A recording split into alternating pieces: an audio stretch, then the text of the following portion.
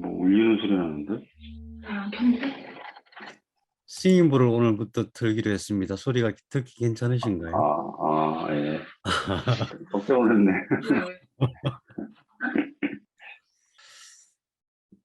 오늘은 항암제 내성의 원인과 대책. 선생님, 이 제목을 읽으시면서 어떤 느낌이 오세요?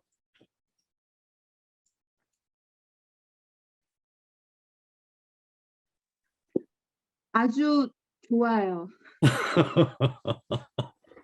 대책 원인은 아는데 대책은 몰라요. 네. 사실 이게 암 치료의 처음과 끝이죠. 암 치료에서 제일 중요한 거죠. 항암을 하고 내성이 안 생기고 계속 지속적으로 약효가 있으면 아무 문제가 없거든요. 안 나오면 뭐 평생 약 먹지 뭐 이러면 되는데 이게 내성이 생기고 약이 안 들어요. 그래서 암 치료가 어려운 거잖아요. 내성이 생긴다는 얘기는 효과가 없다는 얘기일 뿐만 아니라 더 센 약을 써도 잘 안 되고 더 센 약을 써야 되고 더 센 약을 써야 되고 그래서 결국 몸도 망가지고 치료는 안 되고 그거잖아요. 그래서 항암제 내성의 그 내성이 어떻게 발생하는가 그것을 잘 이해하는 거 굉장히 중요하거든요. 다 아시는 내용이라 하더라도 잘 묵상하시면서 들어보셨으면 좋겠고요. 그 대책이라는 것이 이것이 암 치료의 모든 것이에요. 그래서 이것을 대책을 뭐 다 말씀드릴 수는 없는데 어쨌든 우선 제가 묻겠습니다. 항암제는 어디로 들어갈까요? 혈관으로 들어가죠. 그렇죠? 우리 보통 주사 맞잖아요. 주사 맞으면 혈관으로 들어가고 또는 경구항암제는 입으로 먹잖아요. 입으로 먹어도 결국은 혈관을 통해서 암세포에게 전달되는 거예요. 여기서 혈관, 특히 모세혈관에 대해서 주목을 해야 됩니다. 이 오른쪽 그림은 모세혈관의 실제 사진이에요. 모세혈관이 워낙 작아서 그걸 연구하기가 되게 어려웠어요. 이 모세혈관 3D 사진을 찍은 지가 얼마 안 돼요. 재작년인가 작년인가. 그래서 이 크기가 한 5마이크로미터, 5마이크론 100만 분의 5미터거든요. 0.05mm 정도 됩니다. 그 안에 적혈구 하나가 겨우 통과할 수 있는 적혈구 하나 겨우 통과하는 그런 크기거든요. 너무 작기 때문에 현미경으로 관찰하기도 할 수 없는 거예요. 너무 작다. 그래서 이게 어떤 특징이 있냐 하면은 너무 작기 때문에 쉽게 손상이 되고 또 쉽게 만들어져요. 이 모세혈관이라고 하는 것은 항상 딱 생겨서 가만히 있는 게 아니고 굉장히 쉽게 분해가 되고 금방 또 만들어질 수 있어요. 이 항암을 하면 제일 먼저 손상받는 데가 모세혈관이죠. 왜 그럴까요? 항암제가 일이 들어가잖아요. 근데 다른 세포하고는 달리 빨리 생기고 빨리 죽는, 빨리 생기고 빨리 소멸되는 세포들이 세포들의 항암제는 같이 이렇게 작용을 하잖아요. 여기서 이 항암제가 들어가서 암세포에게 전달하면서 이것들도 다 파괴가 돼요. 이해가 되시죠? 그러니까 이거는 쉽게 생기기도 하고 쉽게 소멸되기도 한다. 우선 그것을 기억하시고 그 다음에 이런 형태로 모세혈관에서 무언가가 세포로 전달이 돼요. 이제 조금 뭐 자세하지 않은 그림이지만 이해하기는 굉장히 쉬울 것 같아요. 혈관 속으로 적혈구만 들어가는 게 다니는 게 아니겠죠? 백혈구, 림프구 이런 것들도 다 다니겠죠? 거기다가 산소, 그 다음에 우리가 음식을 먹으면 그 영양물질들 또는 항암제 이게 전부 다 일이 들어가요. 일이 들어가서 세포가 있으면 여기서 이렇게 빠져나와서 세포한테 가는 거예요. 그러면은 모세혈관하고 세포 사이에는 뭐 관이 없는데 어떻게 가지? 그렇잖아요. 관이 없어요. 관이 없는데 여기서 빠져나가면은 이 거리가 워낙 가까워서 확산된다 그래요. 확산이란 방식으로 들어가요. 그래서 이 모세혈관하고 세포 사이의 거리가 200 나노미터를 넘어가면은 이게 확산이 안 돼요. 그래서 항상 모세혈관 세포 사이는 200 나노미터 거리를 유지를 해야 돼요. 만일에 이 사이에 뭐가 낀다. 그러면 여기는 산소 공급도 안 되고 항암제 안 듣고 뭐 아무것도 안 돼요. 세포가 죽을 수 있어요. 그렇겠죠? 그러니까 이 모세혈관하고 세포의 거리가 200 나노미터 이하의 거리다. 200 나노미터면은 10억 분의 200미터예요. 10억 분의 200미터. 상상할 수도 없을 정도로 작아요. 그러니까 이 거리가 그러니까 거의 우리가 생각하던 거의 딱 붙어 있는 거나 마찬가지인데 200 나노미터라고 하는 거의 붙어 있는 거랑 마찬가지인 그 거리에 있을 때에만 이 혈관 속에 있는 물질들이 세포로 들어갈 수가 있어요. 그럼 여기서 뭐가 왔다 갔다 하느냐? 세포 속에서 대사를 끝내고 이산화탄소가 발생하죠. 그 이산화탄소가 이리 들어오고 여기서 미토콘드리아 적혈구에서 산소가 이리 들어가고 그 다음에 영양물질이 들어가고 모든 생명 물질이 이리 들어가는 거죠. 혹시 구멍이 있어요? 예, 이제 자세히 보면은 나중에 이 구멍, 물 나가는 구멍, 뭐 나가는 구멍 따로 다 있어요. 그래가지고, 들어가면, 여기서 이제 나가면은, 뭐가 나가면 약이 들어간다. 만약 항암제가 나간다 그러면은, 항암제가 여기서 나갔다. 그 세포 속으로 바로 들어가느냐? 아니에요. 수용체가 있어야 들어가요. 수용체. 여기에 수용체가 막에 이제 막 단백질 수용체가 있어야 이게 들어갈 수 있는 그런 구조예요. 자, 그러면은 항암제라고 하는 것은 우리가 주사로 맞든 알약으로 먹든 간에 그것은 전부 다 혈관을 통해서 맨 마지막에 모세혈관을 통해서 암세포로 전달이 되는 것이다. 이제 세포독성 항암제는 암세포뿐만 아니라 다른 세포에도 이렇게 전달이 된다는 얘기죠. 자, 그러면은 항암제가 들어가면 무슨 문제가 생기는가? 이게 이제 핵심입니다. 항암제가 들어갔을 때 항암제가 모세혈관을 통해서 세포가 가까이 이렇게 들어가는 그런 작용하는 가운데에서 무슨 일이 도대체 벌어지는가? 여러분 중학생이라고 생각하시고 항암제가 들어갔어요. 제일 먼저 무슨 일이 생기죠? 암세포가 죽어요. 이제 그거를 어른 버전으로 암세포가 손상이 돼요. 이게 핵심입니다. 세포가 죽어요. 근데 세포가 죽는데 암세포만 죽느냐? 모세혈관도 죽어요. 표적 항암제일 경우에 면역 항암제나 표적 항암제일 경우에는 다른 정상세포는 많이는 안 죽어요. 그런데 다른 정상세포도 같이 죽어요. 왜냐하면 만일에 면역 항암제를 썼다고 가정해봐요. 그럼 들어가가지고 암세포 주변에 있는 T세포를 깨워서 T세포가 무슨 일을 해요? 암세포를 막 공격하죠. 그러면 거기에 있는 것들이 많이 죽어 나오겠죠. 면역항암제는 거의 다른 세포들 손상을 안 일으켜요. 근데 지금 새로 나오는 표적항암제는 표적만 의지하고 잘 안 되니까 전부 거의 다 독성 물질을 같이 넣어서 보내요. 세포 독성 항암제의 부작용을 최소화하긴 하지만 같이 넣어서 보내요. 그래서 암세포도 죽고 정상세포도 죽고 진짜 중요한 건 혈관이 손상이 돼요. 혈관.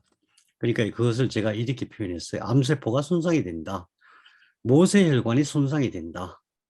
기질세포가 손상이 된다. 그러니까 그 주변에 있는 세포들이 손상이 되겠죠. 왜? 항암제는 독이니까. 네. 독이 그것도 굉장히 농축된 독이거든요.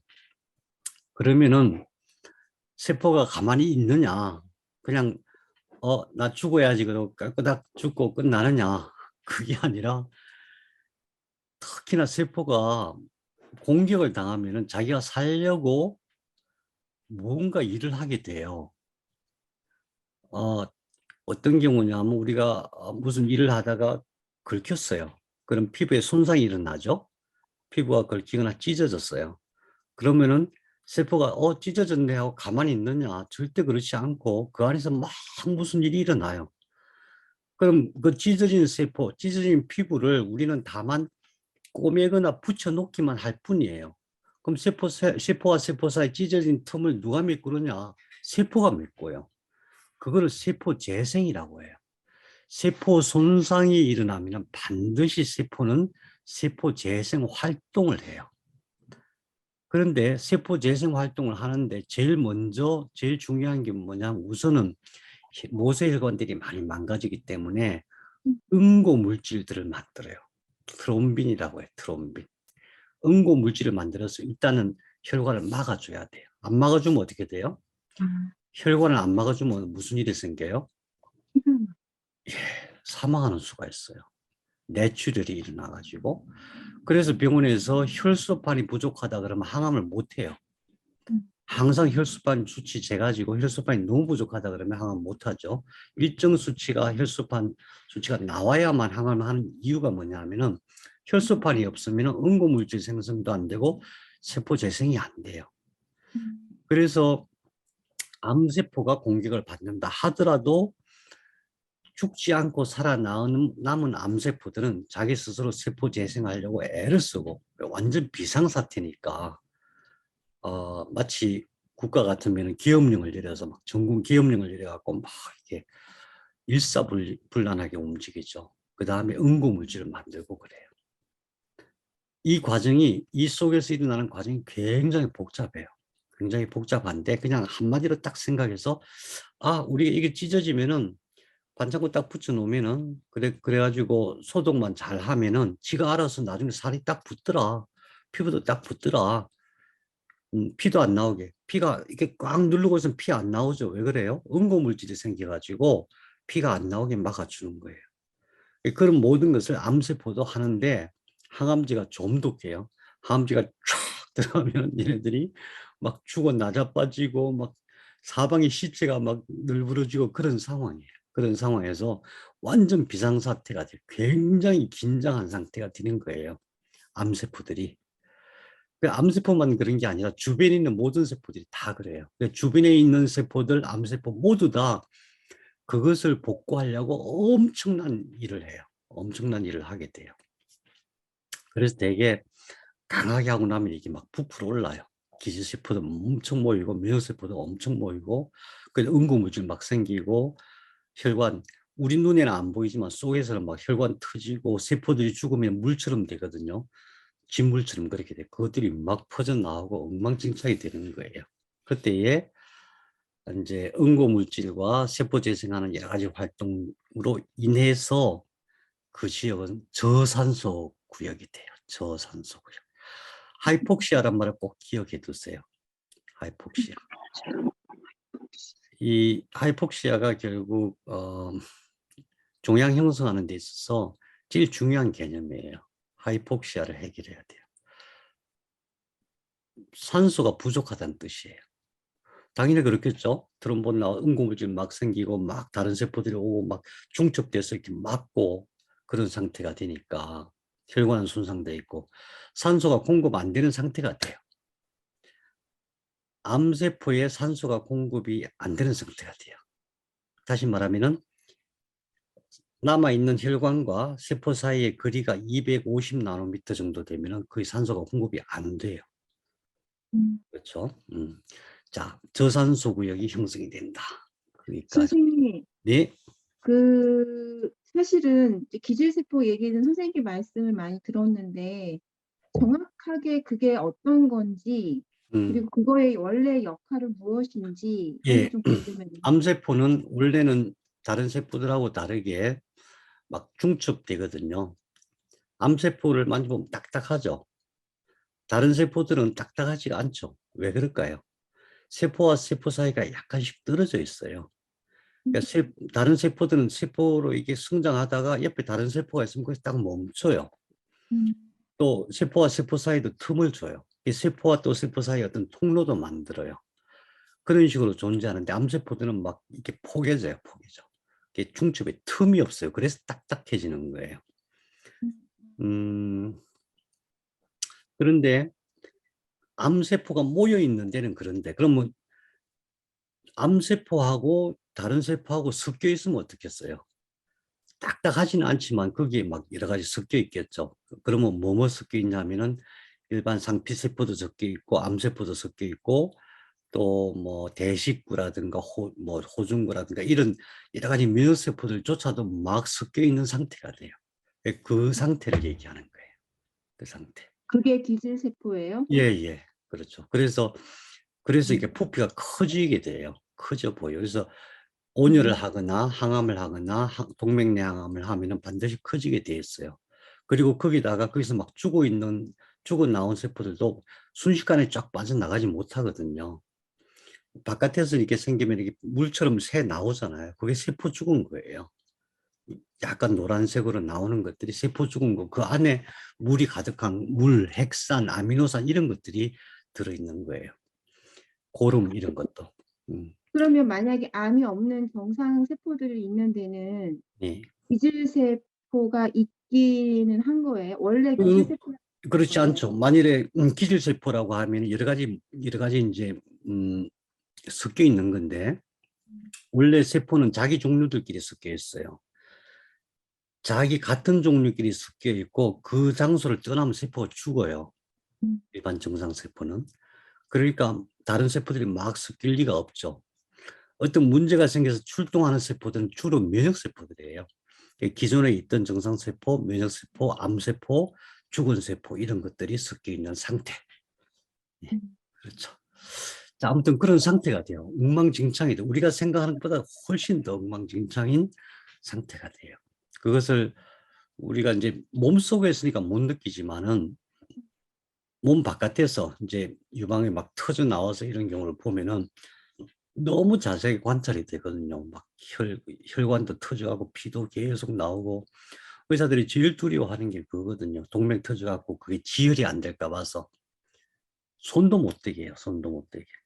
막 뜯을 거 뜯어내고 썩은 거 다 떼내야 되는데 손을 못 대요. 떼내 막 피가 터져 나올까 봐서.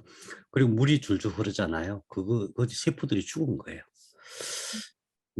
그래서 그것이 내부에서 똑같이 발생을 한다.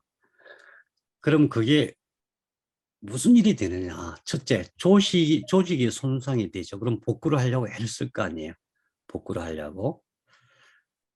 그러니까 암세포가 특히 자기 조직, 손상된 조직들, 주변에 있는 세포들이 많이 죽었으니까 복구를 하려고 하는데 그때 그 과정에서 이미 그 상태가 어혈과 염증이 가득한 상태가 돼요. 예. 그래서 저산소 상태가 된다. 하이폭시아. 이거 굉장히 중요해요. 이 상태. 저산소 상태를 해소해야만 되는 거예요. 근데 항암을 하거나 치료를 했을 때 저산소 상태가 안 만들어지게 할 수 있느냐? 없어요. 그러니까 저산소 상태가 생겼다가 하더라도 빨리 해소를 해야 돼. 어떻게 하면 해소가 되겠어요? 저기서 죽은 것들은 혈관이나 림프관을 통해서 배출이 되겠죠. 그러면은 어떻게 해야 좀 더 빨리 배출이 되겠어요? 혈액순환이 잘 돼야 되겠죠. 그리고 여러분들, 저도 마찬가지고, 암을 겪는 사람들은 되게 몸이 되게 차가워요. 본인 스스로 잘 모르거든요. 내부도 되게 차가워요. 항상 몸을 따뜻하게 해줘야 돼요. 몸이 따뜻하지 않으면 혈액순환이 잘 될 수가 없겠죠. 우리가 지금 생각하는 것은 이렇게 손에 잡으면 잡히는 이 혈관이 아니에요. 손에 잡히는 혈관이 아니고 0.05mm 크기의 아주 미세한, 현미경으로 관찰하기도 좀 어려운 그런 미세한 혈관들이거든요. 거기서 막 일어나는 현상들이에요. 그래서 거기서 순환이 잘 되게 해야 돼요. 그래서 이제 누구나 공통적으로 나타나는 게 손끝 발끝이 막 시리고 아프고 막 벗겨지고 그렇죠. 왜 그래요? 손끝 발끝에 있는 세포들이 죽어요. 왜 죽어요? 모세혈관이 죽어서 그런 거예요. 모세혈관이 다 분해가 되니까. 그럼 분해되면은 다시 안 생기냐? 아니에요. 금방 생겨요. 따뜻하게 해주고 영양분질 공급 잘 되게 순환시켜주고 그렇게 하면 금방 생겨요. 금방 생겨나는 거거든요. 근데 항암한테 잘 안 되더라. 생기고 또 분해되고 생기고 분해되고 계속 그러는 거예요. 그럼 누가 이기냐 하면서 순환을 잘 시켜줘야 되죠. 네가 이기나 내가 이기나 해보자. 뭐 이런 생각으로 계속 해줘야 돼요. 내 몸이 왜 이래? 이게 무슨 병이야? 그런 게 아니에요. 지금 싸우는 전투로 인해서 생기는 여러 가지 증상인 거거든요. 그래서 그런 상태다. 이걸 해결해야 된다. 두 번째, 이제부터 이제 본격적으로 암이 반격하는 작용을 해요. 이게 우리는 암이 반격을 한다고 얘기를 하고 사실은 반격이 아니에요. 사실은 암세포가 스스로 살아남기 위해서 하는 거예요. 얘네들이 막 엄청 화가 나고 뭐 건드리면 화가 난다. 뭐 반드시 암은 역습을 한다. 그 개념이 아니에요. 막 죽어나가기 때문에 자기도 살아야 될 거 아니에요. 살기 위해서 뭘 하느냐. 제일 문제가 이거예요. 간세포 성장인자, 헤파토사이트 그로스 팩터 액티베이터. 이거 어디서 만들어지겠어요? 간에서 만들어지겠죠. 원래는 저기에 간이 이제 처음에 만들어질 때 저게 막 간은 어떤 특징이 있어요? 간 3분의 1 띄어 넣으면은 얼마 만에 이게 다시 복구가 돼요? 빠르면 한 달, 늦어도 석 달 만에 샥 복구가 돼요. 절반 가까이 떼내도. 간세포는 엄청 빨리 자라요. 근데 희한하죠? 계속 안 자라고 그 모양 딱 되면 딱 멈춰요. 그게 이게 헤파토사이트 그로스 팩터 때문이에요. 간세포 성장 인자가 굉장히 빨리 복구를 시켜요. 그럼 간세포 성장 인자가 간에서만 작동하느냐? 아니에요. 간에서 암세포 쪽으로 와요. 그게 아니라 사방에 다 어디든지 가요. 그런데 그것을 수용체가 있으면 이렇게 받아들이는 거고 수용체가 없으면 못 받아들여요. 그런데 간세포 성장인자가 원래는 간이 다 형성이 되면 더 이상 안 만들어지는 거예요. 더 이상 안 만들어진다기보다도 세포들이 활용을 안 해요. 수용체를 딱 닫아서 세포들이 활용을 안 해요. 근데 암세포는 이걸 받아들이기 위해서 미트라는 걸 발현해요. 미트가 수용체예요. 그러니까 이거는 외부에서 오는 거죠. 간세포 성장인자. 이거는 외부에서 오는 건데 미트는 수용체거든요. 이걸 받아들이는 수용체. 이거는 간세포 내부에서 발동을 시켜요. 발현을 시켜요. 원래는 이게 발현되면 안 되는 거예요. 근데 자기가 죽게 생겼기 때문에 발현을 시키는 거예요. 그게 변이인 거예요. 변이. 그렇게 되면은 미트가 발현이 되면 무슨 일이 생기냐. 원래는 간이 만들어질 때 미트가 같이 발현되고 계속 성장을 하다가 어느 일정 시기 되면은 일정 정도 크기 한 3천억 개 정도의 세포가 딱 형성이 되면은 미트가 싹 사라져요. 소멸이 돼요. 근데 암세포에서는 이게 계속 발현이 되는 거예요. 그럼 어떤 현상이 벌어지냐 하면은 암세포가 자라다가 원래 이게 정상세포라면 옆에 다른 세포가 있으면 딱 부딪히는 순간에 이게 딱 성장을 멈춰야 되거든요. 미트가 계속 발현되는 한은 계속 증식이 되는 거예요. 이게 무서운 거예요. 미트를 억제를 시켜야 돼. 기억나세요 혹시? 우리 1강부터 19강 사이 이 얘기 다 나오는데. 예, 기억 안 하시는 게 정상이에요. 그걸 어떻게 다 기억해요? 예. 아무튼 중요한 것은 이건 방법이 있다. 이게 중요한 거예요. 방법이 있다. 방법이 있다. 그러면은 또 이런 의문을 가지죠. 누구든지. 의사 선생님도 그런 거 다 알 텐데 왜 병원에는 약이 없냐? 없어요. 제가 좀 불순한 생각을 하자면 돈이 안 되니까 약을 안 만드는 게 아닐까 이런 생각도 해요. 어쨌든 이게 접촉 저지라고 해요. 컨택트 인히비션이라고 해요. 컨택트 인히비션. 그걸 무시하게 돼요. 원래 접촉을 하면은 딱 저지가 되게 정식이 저지되게 돼 있거든요. 이 현상. 또 두 번째, 혈소판 유래 성장인자, platelet derived growth factor. 이게 뭐예요? 혈소판 유래 성장인자. 상처가 나면은 세포가 손상을 입으면은 어떻게 복구를 하냐면 일단은 트롬빈 와서 이렇게 막고 그 다음에 출혈이 안 되게 막고 그 다음에 출혈이 안 되고 막고만 있으면 안 되잖아요. 세포들이 막 늘어나서 빨리 메꿔야 되잖아요. 그래서 온갖 성장 인자들이 다 동원이 돼요. IGF, EGF, FGF 다 동원이 돼요. 허투라고 하는 게 EGF 일종이에요. 그런 게 막 동원되고 막 이렇게 세포를 성장시켜서 세포를 막 정식을 시켜야 이게 막힐 거 아니에요. 암세포가 그렇게 할 수밖에 없는 거예요. 암세포가 엄청 손상. 그냥 뭐 한두 개 죽었다 이 정도 아니고 완전 난장발이 된 상태거든요. 인간으로 따지면 공격을 딱 당했는데 핵폭탄이 터진 거예요.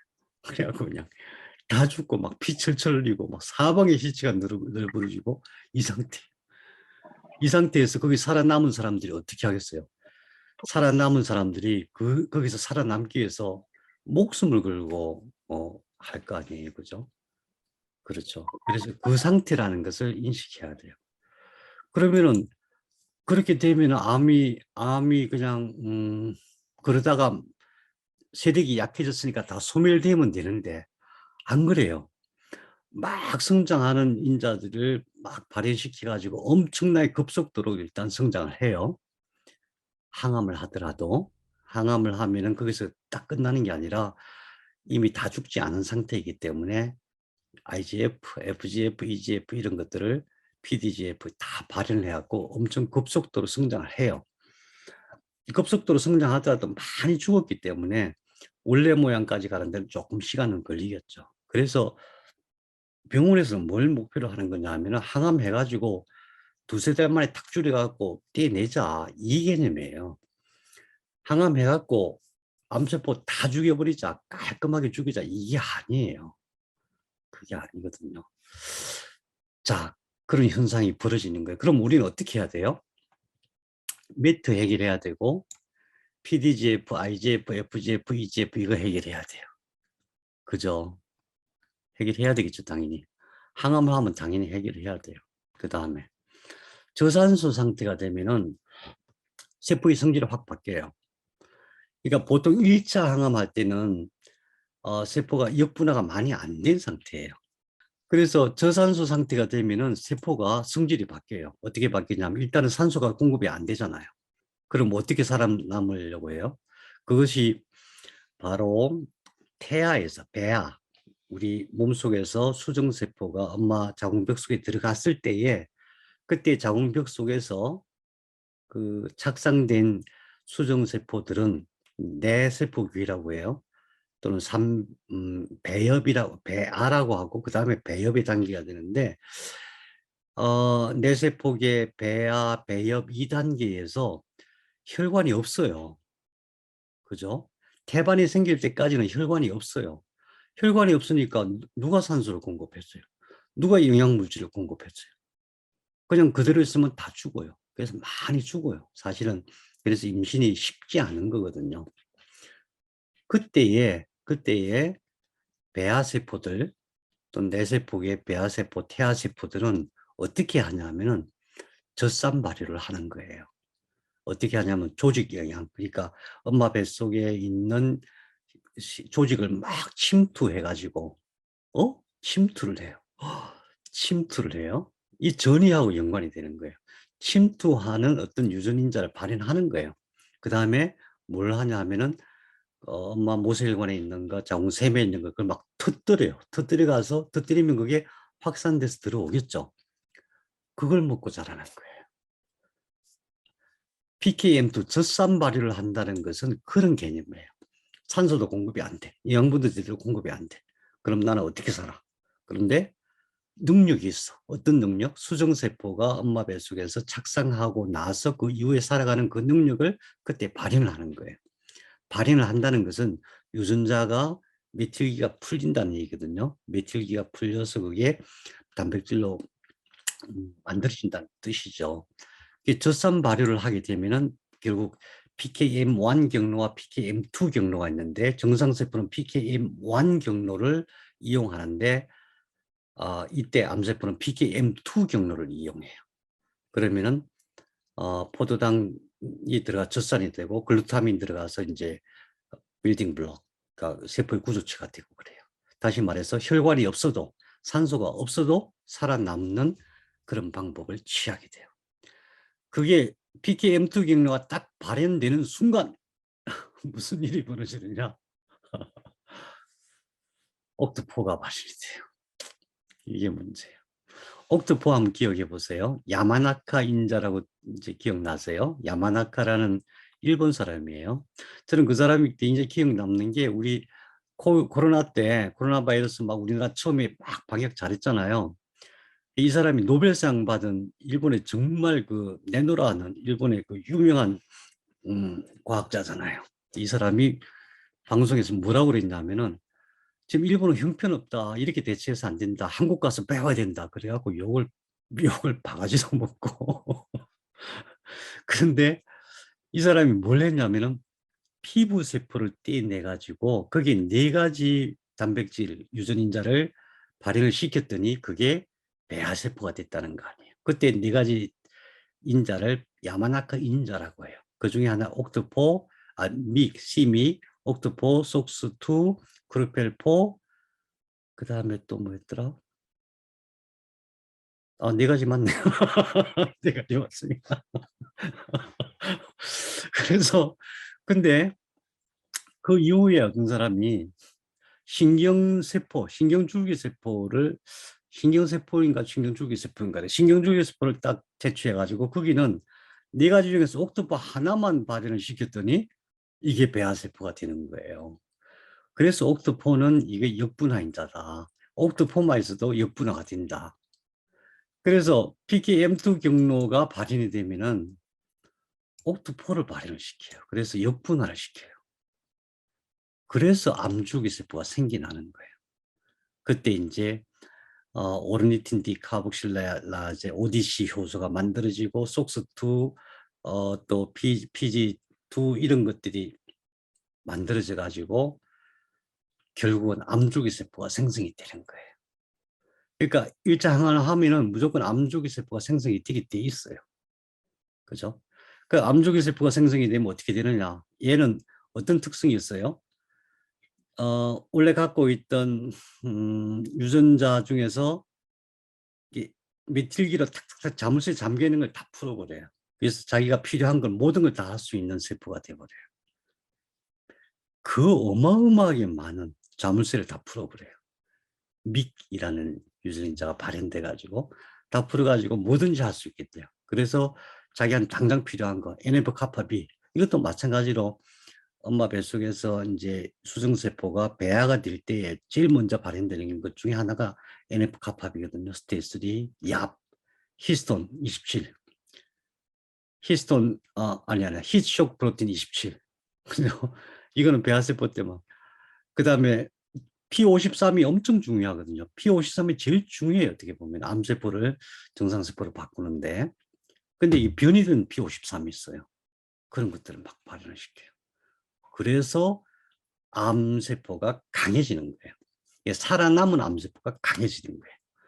거기다가 방사선을 쪼고 항암을 계속 지속적으로 하면은 원래 세포 안에 염색체가 두 쌍으로 되어 있잖아요. 두 쌍으로 이렇게. 근데 계속 공격을 하니까 얘가 분열을 못하고 안에서 염색체는 분열이 됐는데 세포질이 분열이 안 돼. 그럼 그 안에서 염색체만 자꾸 불어나. 세포는 하나인데 염색체만 자꾸 불어나. 2개가 4개가 되고 4개가 8개 되고 8개가 16개가 되고 그럼 어떻게 되겠어요? 세포의 성능이 엄청 강해져요. 세포의 성능이. 뭘 만들더라도 엄청 빨리 만들고 많이 만들고 그렇게 되겠죠. 그런 상황이 돼요. 이건 당연히 그렇게 된다 이렇게 봐야 돼요. 선생님 이거 항암을 하지 않아도 네. 그렇게 되지 않아요? 항암을 하지 않으면 그렇게 되는 경우는 많지는 않다고 봐야 되죠. 그럼 그러니까 안 되게 그렇게 아니라 그렇게 안 될 수도 있다. 그렇게 안 될 수도 있다. 그런데 이제 흑색종이라든가 몇 가지 특별한 것들은 보통 보면 암 걸려서 뭐 서너 달 만에 바로 돌아가시는 그런 거 있어요. 그런 악성종양 같은 경우는 이미 역분화가 다 돼 있는 상태예요. 항암을 하지 않은데도 불구하고 암세포가 전부 역분화되어 있는 상태. 나녹, 뭐 셀4, 뭐 소닉, 해치, 호그 이런 것들이 확 발현이 되는 그 정도로 그걸 악성종양이라고 하지만 악성종양이란 게 다른 의미가 아니고 배아세포가 발현시키는 초기에 아주 초기에 발현시키는 단백질을 다 발현시킬 수 있는 능력이 있는 것이 바로 악성종양이에요. 그러니까 암세포 입장에서 보면은 굉장히 유능한 세포죠. 예, 그런 경우는 항암을 안 해도 똑같이 그런 이런 현상이 벌어지지만은 대부분은 많은 케이스는 항암을 했을 때 이런 일이 벌어지는데 그렇다고 항암을 안 할 것이냐? 그런 차원이 아니에요, 지금. 항암을 하긴 해야 돼요. 워낙 커져 있을 때는. 그런데 항암을 하긴 하는데 이 문제를 해결하면서 해야 된다. 이 문제를. 저산소 상태, 미트가 발현되는 문제, 각종 그로스 팩터, 성장인자들이 발현되는 거, 그 다음에 저산 발효 상태에서 역분화, 이거 해결해. 역분화가 안 되게 해야 돼요. 항암 치료하는데 계속 역분화가 되거든요. 남아있는 암세포가 남아있는 한은 암주기세포는 계속 만들어질 수도 있고, 사실은 최종적으로 암주기세포에서 생산이 나는 거예요. 암주기세포에서. 예. 그 다음에 그렇게 하려면 이것들을 다 해결해야 돼. 카파비, 스테스3, 약, 히쇼크 프로틴, P53 이런 것들 다 해결을 해야 돼. 모르냐? 의사 선생님들이 모르냐? 다 알아요. 특히 우리가 가는 데는 전부 6대 메이저 큰 대학병원의 교수님들이잖아요. 종양내과 선생님들은 보면은 그냥 인터넷에 레지던트가 보는 게 아니잖아요. 전부 교수님, 전문가 중에서도 전문가들이 보잖아요. 그분들이 진료는 진료들을 하지만은 나머지는 학생들 가르치거든요. 그 공부 엄청 많이 해요. 그러니까 이런 걸 모르는 건 아니에요. 다만 방법이 없다. 뭘로? 항암제로. 이 상태. 왜 항암제로 방법이 없느냐? 다 알면서 왜 못 만드냐? 이게 미스터리인 거죠. 우리가 만들면 되지 뭐. 근데 만드는 과정은 너무 복잡한 것 같아요. 뭐 굉장히 제가 생각할 때는 뭐 식물에 추출하는 그 자체가 복잡할 것 같지는 않은데 그것을 이제 임상하고 뭐 해가지고 이제 허가까지 받기까지가 뭐 하나 개발한테 한 2조 든다 그러는데 저는 상상이 안 돼요. 그렇게 들 리가 없어요. 그럼에도 불구하고 그게 돈이 되니까 지금 5천 개를 지금 개발하고 있대잖아요. 항암제 5천 개.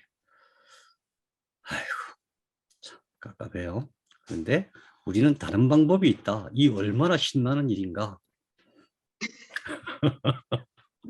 신 안 나십니까?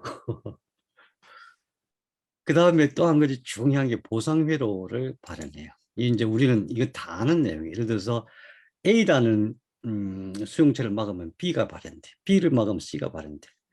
굉장히 많아요, 이게. 문제는. 굉장히 많아서 이걸 한꺼번에 다 막지 않으면 안 돼요. 그게 전략적으로 치료를 해야 돼요. 정상으로 나타나는 거 일일이 하나하나 다 막았다가는 뭐, 세월이 가도 못 막죠.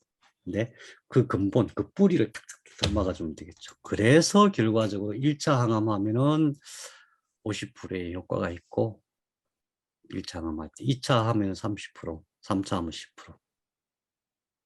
예. 이 현상을 같이 해결해야 된다. 자, 선생님, 그 예. 점점 퍼센티지가 낮아지는 건 저런 것들이 계속 발현이 많이 되기 때문에 더 강해지면서 항암제가 효력이 떨어진다는 건가요? 그렇죠. 그렇죠. 선생님, 지난 시간에 김의신 박사님 그 영상 기억나십니까? 네, 김의신 박사님 얘기 아니라 암 전문의들 영상 자세히 보시면 전부 이 얘기를 하세요. 그러니까요. 1차 50% 이상. 근데 왜 그런지는 설명 안 하시죠. 그냥 음, 암이 독해서 그런가 보다. 그게 암이 독한 게 아니라 암은 지금 살아남으려고 그렇게 애쓰는 거예요. 그래서 정상은 이렇게 없애고 정상은 이 방식으로 해결하고 최종적으로는 암세포를 살려야 돼요. 어떻게 살려야 돼요? 정상세포로 바꾸면 되죠. 원래 내 세포였었으니까. 자, 그러니까 항암할 때 반드시 이걸 해야 되는데 우선 보상회로에 대한 거 이게 뭐 제가 얘기하면 또 안 믿으실 가능성이 많으니까 논문 하나 보죠. 예, 온코진 2015년에 온코제네시스 네처지에 리뷰돼 있어요. 이 사람 이름 희한해요. 알렌 가체 인도 사람이에요. 근데 아주 이게 뭐냐면은 보상, 그러니까 암 발생, 암 종양과 암의 어떤 그 고질화되는 과정에서 이 보상 회로가 어떻게 작동하는가 이거를 설명해 놓은 거예요. 보상 회로가 작동한다. 필요하면 나중에 제가 보내드릴 테니까 구글이한테 번역을 시켜서 읽어보세요. 우리는 두 가지만 생각하면 돼요. 하나는 보상 회로가 작동한다. 그러니까 어떤 항암제를 먹어서 어딘가에 뭔가 이렇게 막으면 다른 데서 작동한다. 두 번째, 이게 그냥 작동만 하는 게 아니라 굉장히 뭔가 대책을 세워가지고 다시 공격에 왔을 때 살아남을 수 있는 그런 식으로 세포가 변화가 된다. 능력치가 바뀐다. 이거예요. 그런데 제가 이 말씀 왜 드리냐면은 신생혈관 억제제, 항암 하다 안 되면 신생혈관 억제제 쓰시거든요. 신생혈관 억제제가 어떤 약이지? 아바스틴 들어보셨어요? 아바스틴, 넥시마, 렘비마 이런 것들. 왜냐하면 이제 막 표적도 안 듣고 뭐 표적항암도 안 듣고 또 면역항암도 안 듣고 이러니까 신생혈관 한번 막아볼까. 아까 그 논문에 나온 내용이에요. 신생혈관 억제를 하면은 아주 굉장히 복잡한 일이 벌어진다. 색전술도 마찬가지예요. 왜 그래요? 신생혈관 억제제는 혈관 자체를 막아보니까 완전히 저산소 상태가 되죠. 암이 산소 공급 못 받고 영양 공급 못 받으니까 배아 상태에서 살아남았던 근육력을 발현하는 거예요. 근데 색전술을 하게 되면 이런 왕창 들어가는 거예요. 진짜 그냥 완전 핵폭탄을 맞는 거거든요. 동맥경화는 마찬가지고 크라이어도 마찬가지예요. 크라이어도. 그거 했을 때 그것만 하고 끝내는 건 아주 위험한 거예요. 그거하고 반드시 후속 조치를 해야 돼요. 그래서 우리가 알잖아요. 크라이어도 그렇고 동맥경화도 그렇고 색전술도 그렇고 색전술 해갖고 막 싹 깨끗해졌다 이 사람이 없어요. 근데 분명히 색전술 하면 뭔가 좋아져서 뭔가 되는 것 같다. 되게 작아졌어. 이득이라 하는데 조금 있다 그냥 확 퍼져버리고. 그렇죠. 동맥경화 하시는 분들도 대책 없이 하면은 진짜 약이 없어요. 약이 없었어요. 엄청 크세요. 냉동수술 하시는 분들도 마찬가지예요. 냉동수술 하시는 분 특히는 바로 퍼져버리죠. 피로 가버리고 유방하면서 피로 바로 가고 뇌로 가고 막 그러거든요. 그 이유가 이거예요. 하면은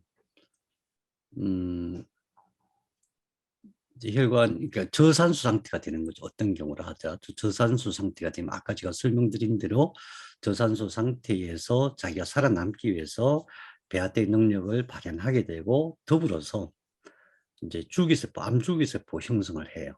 왜? 산소가 안 들어오니까 PKM2 경로가 발현이 되고 ODC 발현해가지고 주기세포를 막 생성하게 돼요. 주기세포 만드는데 집중할 수밖에 없어요. 살아남아야 되니까. 그냥 일반 세포들이 살아남을 수 없는 환경이 되니까. 그래서 주기세포들이 가득 차게 돼요. 막 훨씬 많아지게 돼요.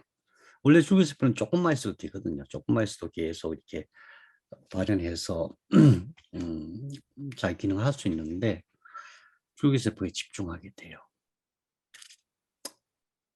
그런데 제가 좀 답답한 건 그거예요. 의사 선생님이 이건 모르는 거 아니거든요.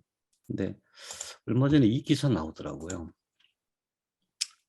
티센 티센트릭하고 아바스틴을 병용해갖고 간암 치료에 아주 획기적인 성과가 있다.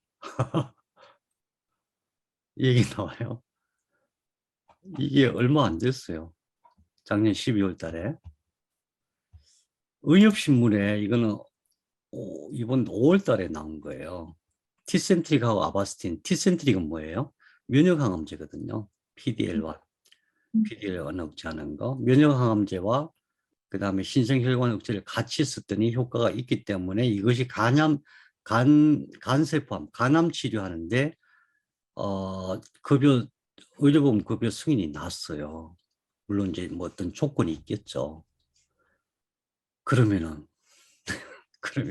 보세요. 이거 하면은 얼마나 효과가 있느냐. 치료 지속 시간. 원래는 2.5개월인데 다른 약으로 하면은 이거는 7.4개월, 6.9개월. 그 다음에 대책이 없는 거예요. 그 다음에 대책이 없는 정도가 아니라 암은 완전히 변화를 해요. 그러니까 의학계에서 생각하는 것은 몇 달 생명 연장을 해준 그게 얼만데 그렇게 생각하는 거죠. 이거 의료보험 안 되면은 하나가 한 700만 원씩 할걸요? 티센트릭 하나가. 의료보험 안 되면. 결국은 국가가 부담하는 거지만 돈이 엄청 비싼 거예요. 그래서 그런 식으로 항암하는 것은 우리만 모를 뿐이지 의사 선생님들은 몇 달 생존시켜 준 거니까 이건 아주 획기적인 거야 또는 효과가 좋은 거야 이렇게 생각하시는 거예요. 근데 우리는 어떤 생각이에요? 암이 다 없어져야 낫는 거지. 암이 뭐 몇 달 있다가 뭐 다시 더 커지면 그럼 뭐하러 해, 그죠? 안 그래요? 그렇죠. 예. 그러면 지금 항암을 했을 때 이런 문제들이 생기는데 만일에 이런 문제 없이 할 수만 있으면 얼마나 좋겠어요. 이런 문제를 다 해결하면서 항암을 할 수만 있으면. 이런 문제를 다 해결하는 방법이 결국은 정리하면 이거예요. 어혈 염증제가 하는 거 엄청 중요하다는 거. 이해가 되시죠? 그러니까 다른 건 몰라도 어혈하고 염증 제거하는 것은 내가 책임져야 돼, 내가. 의사가 해주는 게 아니에요. 병원에서 어혈하고 혈전 용해제 그런 거 처방하던가요? 안 하거든요. 그 다음에 염증 생겼다고 그러면 항생제나 주지. 근데 이거는 항암을 하는 한은 계속 몸 안에서 생기는 거예요. 그러니까 이것은 최소한 이것만큼은 내가 알아서 해야 돼. 의사는 신경 쓸 틈이 없어요. 다른 것도 신경 쓸 게 많아. 그 다음에 미트하고 라스 이거 억제시켜야 돼. 이거 억제 안 시키면 기본적으로 안 돼요. 기본적으로 문제가 생겨요. PKM2 경로 억제시켜야 돼요. 그죠? PKM2 경로 막아줘야 돼요. 이거 막아주는 건 기억나시죠? 안 나시는구나. 예? 여러분 정상입니다. 감사해요. 그 다음에 이제 진짜 중요한 치료는 이때부터 역분화 억제. 치료한다고 해서 역분화가 안 되는 게 아니에요. 치료한다고 해서 줄기세포가 안 되는 게 아니에요. 그거 역분화가 안 되게 만들어줘야 돼. 역분화가 안 되게. 역분화가 된다는 것은 뭐예요? 저산소 상태에서 역분화에 필요한 어떤 단백질이 ODC 발현되고 옥토포 발현되고 막 그런 거 아니에요? 그런 것들이 발현 안 되게 떼어내거나 녹이거나 발현이 안 되게 해주는 어떤 조치가 반드시 필요해요. 그 다음에 암줄기세포, 이 최종적으로 줄기세포에서 끝장나는 거예요. 줄기세포가 아닌 것들은 막 방사선을 쬐거나 항암을 하거나 뭘 어떻게 해가지고 수술하거나 어떤 방법을 쓰더라도 방법이 있는데 줄기세포가 안에서 딱 뭉클이고 있으면 방법이 없어요. 방법이 없어요. 지난번에 계산해 봤죠. 이게 최적이기 때문에 크기는 반으로 줄었는데 1.5%로 줄은 거거든요. 최적이. 그럼 1.5%는 거의 다 줄기세포예요.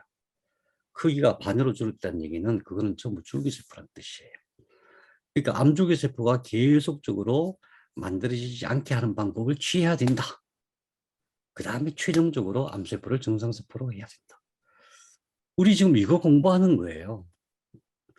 이게 제가 욕심을 냈어요. 처음에 이번 주 준비하면서 이거에 대한 대략적인 것을 답을 딱 해갖고 이렇게 하면 됩니다 하려고 했는데 너무 많아, 너무 많아. 제가 정리를 다 못할 정도로 너무 복잡하고 너무 많아. 어쩔 수 없어. 이거 자 최소한 이거는 하나하나 꼼꼼하게 공부해야 돼요. 아시겠죠? 오늘 좀 섭섭하실 거예요. 그래서 어쩌란 말이야. 제목도 어찌할꼬. 이거 제가 아까 농담으로 써놨는데 그냥 안 고치고 놔뒀네.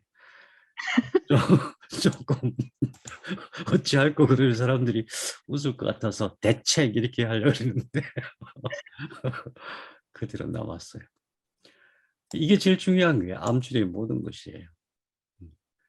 그래서 하나하나 따로 떼서 이렇게 공부를 해놔요. 좀 지겹더라도. 왜? 이게 답이니까.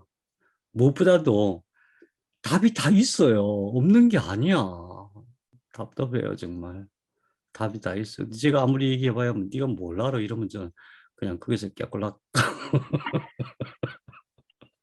할 말이 없잖아요. 그러니까 여러분들이 공부해서 하나하나 확인하고 이 사이트 확인할 수 있는 사이트 다 있어요. 유전자와 관련된 사이트, 단백질 사이트, 뭐 그다음에 식물 어떤 식물에 뭐 어떤 성분이 들어가 있는 게 다 확인할 수 있어요. 그러니까 걱정하지 마시고 공부할 양은 엄청 많으니까 딱 공부해 놓으면은 저는 이제 탁탁 집어서 요약만 해드릴 테니까 그것도 많아요. 그것도 엄청 많아. 근데 딱 공부해 놓으면은 선생님 자신감이 생깁니다. 난 할 수 있어. 다른 사람부터 난 할 수 있어. 그렇죠? 예. 그래서 자신감이 있으면 확신이 있으면 치료가 되는 거예요. 그래서 다른 거는 이제 주로 이제 약들인데 의혈염증 제거는 우리가 반드시 해야 될 거거든요. 의혈염증 제거하는데 제일 효과 좋은 게 은행엽이에요. 은행 이파리. 은행 이파리. 그 안에 뭐가 들어있어요? 진코민 들어있죠. 그래서 이거를 아연 드시는 것을 가볍게 생각하시면 절대 안 돼요. 이것뿐만 아니라 또 뇌신경에도 굉장히 중요한 영향을 미치고 그래서 저는 암 진단받고 치료를 시작할 때 제일 먼저 찾은 게 아연이었어요. 아연하고 칼슘이었어요. 그 다음에 홍화 속에 있는 게 칼콘산이라는 성분이에요. 칼콘산, 마늘, 당귀, 프로폴리스.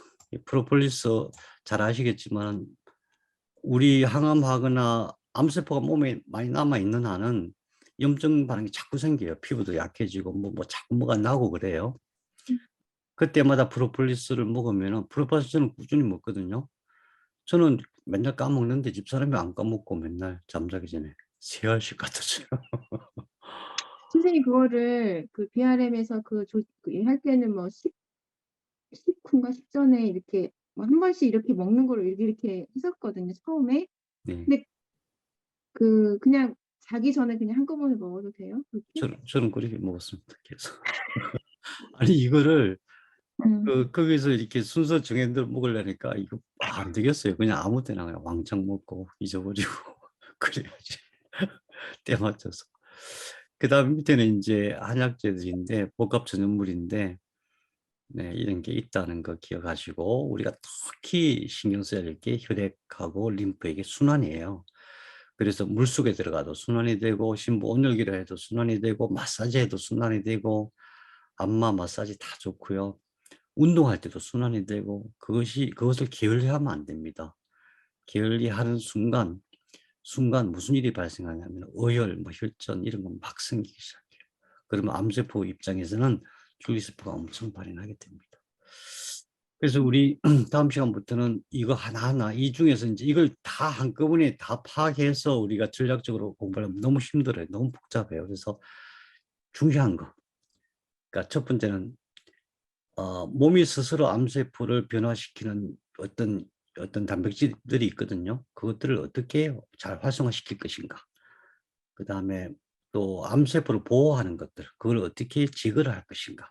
그다음 내 몸의 면세포가 어떻게 작동하게 할 것인가. 그 다음에 줄기세포 역부나 이런 것들을 치료하는 복합진료물 위주로 쭉 공부할 거고요. 그래도 될까 말까인데 그냥 항암만 하고 그냥 대책 없이 막 방사능 다 CT 찍고 힘들잖아요. 치료가 되게 어려운 상태예요. 우리는 어찌됐든 간에 우리 스스로 잘 치료해서 많은 사람들에게 희망이 되었으면 좋겠습니다. 감사합니다. 수고하셨어요. 네, 고맙습니다. 많으셨습니다, 선생님. 감사합니다. 오늘도 9시 24분 늦었습니다. 어찌할꼬. 어찌할꼬. 예, 잘 쉬시고요. 다음 주에 네, 또 선생님 뵐게요. 잘 쉬세요. 예, 감사합니다. 네, 들어갈게요. 예, 다음 주 뵙. 예.